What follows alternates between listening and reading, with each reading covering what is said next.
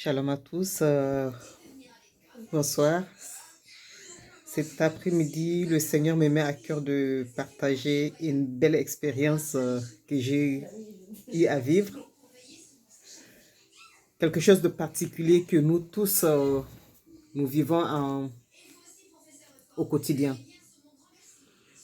C'est le manque de paix, parfois.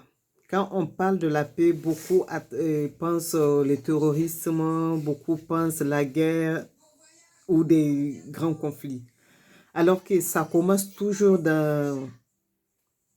à une échelle micro pour arriver au macro. Ça commence par une tension personnelle, interne, avant que cela ne soit propagé à la famille, au quartier, et finalement, on devient un rebut de la société, chercher un groupe avec qui faire des grandes casses, si je peux le dire ainsi, voire même prendre la vie des gens. Je commençais un travail qui m'a tant stressé aujourd'hui parce que je me posais des questions. Est-ce que je peux tenir? Est-ce que je peux m'en sortir? Comment je veux faire? Je suis déjà sous tension avec les enfants. Je me veux reprendre les études, mais comment je peux m'en sortir? Une chose très bête si je peux dire, qui a failli que je puisse, disons, basculer dans le négatif. J'ai juste demandé des unités à un ami de Bruxelles.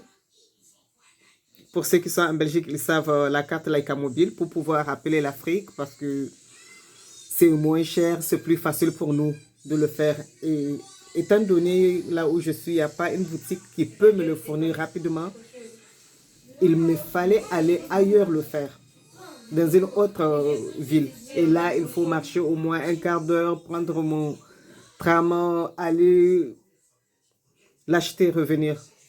Mais je me suis rendu compte que la carte que j'ai, elle est même perdue. Et je devais acheter une nouvelle carte au magasin. J'achète la carte, on me dit il y a 10 euros des unités. Mais il faut aller activer. Je fais tout le voyage pour activer la carte. Je me rends compte qu'il n'y a pas encore des unités dedans. C'est un mensonge, bien que c'est ce qui est écrit. Mais le fait que j'ai le reçu, le fait que j'ai encore la switch, il est bien écrit qu'il y a 10 euros des unités. Normalement, je ne devais pas me stresser. Qu'est-ce qui a augmenté mon stress? J'ai appelé à 19 h, l'heure à laquelle le standard de l'entreprise est fermé, donc je ne peux pas avoir de réponse. Mais il y a encore toute une autre option. Je peux envoyer un mail avec les photos de ma carte, du ticket, tout ce qu'il faut pour réclamer de ce que les unités me soient rendues.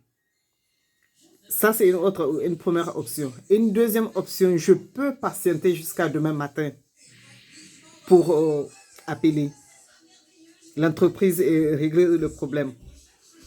Plus les unités que la personne m'a envoyées, que je n'arrive pas maintenant à télécharger, cela m'a stressé. Et pourtant, c'était quelque chose de tellement petit. C'était pas la bonne carte.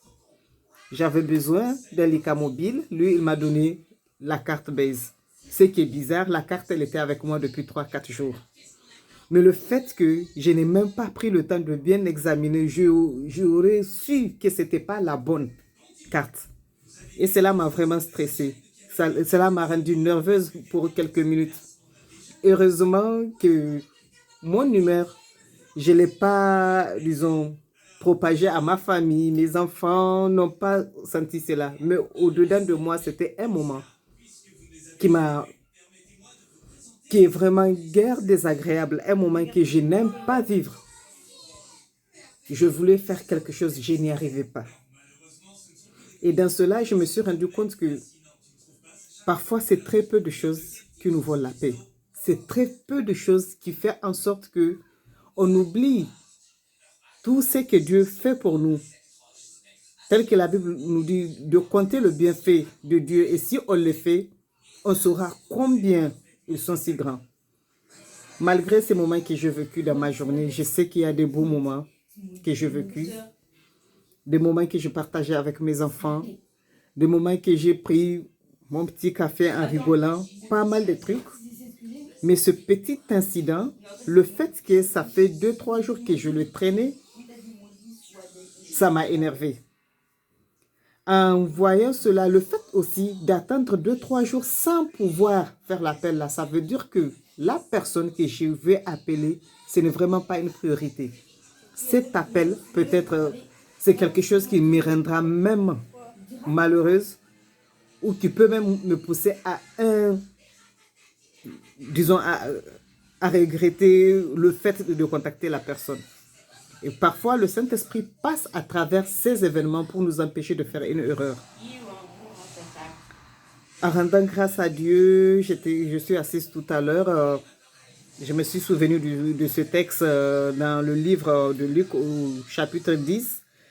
Je peux le lire à partir du verset 4, qui m'a vraiment beaucoup réconforté, qui m'a donné un enseignement de ce que la paix que Christ a dit qu'il nous a donné sa paix, c'est une réalité, il nous l'a donnée, elle est à nous. Mais on doit se décider de marcher dans cette paix. On doit décider de la garder, c'est à nous et à nous seulement que cela revient de trouver comment la garder, comment garder notre joie, comment garder notre paix, parce qu'il nous l'a donnée. Comment prendre autorité, comment prendre le dessus sur les événements, sur les circonstances. Parce que notre identité ne dépend pas de ce que nous vivons. Notre identité ne dépend pas de nos circonstances ou de ce qu'on entend. Je suis moi, je devais rester moi. Et ces circonstances ne devaient pas vraiment me perturber à ce point. À partir du verset 4 dans le livre de Luc, au chapitre 10, il nous dit ceci. Ne prenez ni bourse, ni sac, ni sandales, et ne saluez personne en chemin. Dans toute maison où vous pouvez rentrer, dites d'abord que la paix soit sur cette maison.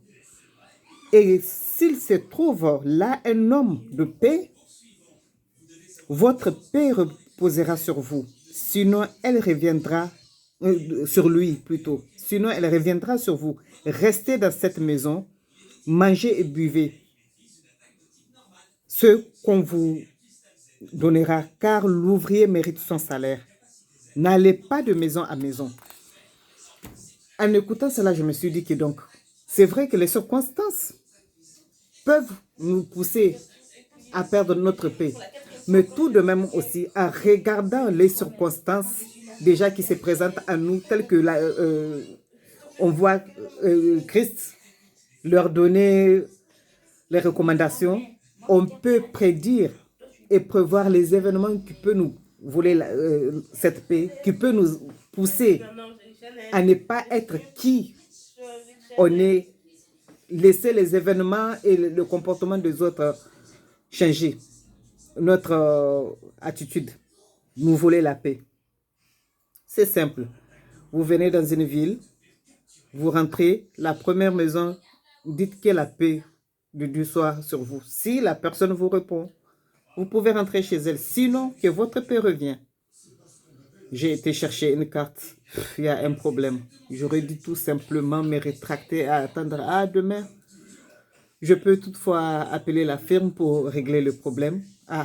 Sinon, je peux envoyer un mail. C'est encore mieux parce que là, je sais que je peux faire la photo des preuves de paiement, la photo de la carte, la photo de la puce qui est dans la carte, leur envoyer et cela sera encore mieux. Toutefois, encore, je me dis que je peux attendre. Tout compte fait, ce n'est pas aussi important que ça. Je ne suis pas obligé de me stresser à ce point. C'est tout simplement des fois des choses bêtes, des choses très bêtes qui nous empêchent de jouir des moments qu'on peut rester en paix et dans la joie. C'est vraiment ce que j'ai envie de partager ce soir. Que Dieu vous bénisse.